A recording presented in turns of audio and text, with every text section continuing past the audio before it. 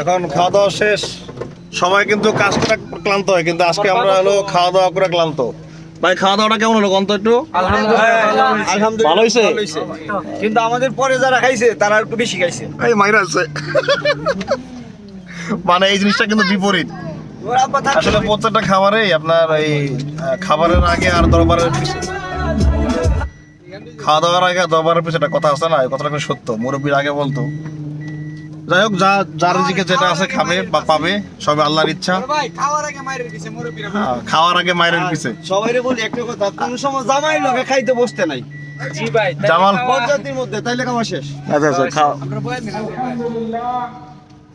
তো যাই হোক, রিজিকে যা আছে আলহামদুলিল্লাহ খাইছি, কারণ বাসা হচ্ছে আমার ঢাকা। এখানে কোন জায়গায় রিজিক পড়েছিল আমি জায়গা চিনিও না।